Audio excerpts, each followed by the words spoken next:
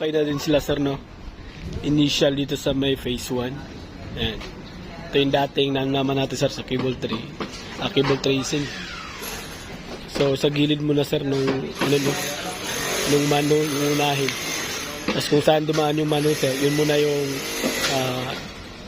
unahin nila, no? Start na kami maghupay dito, no?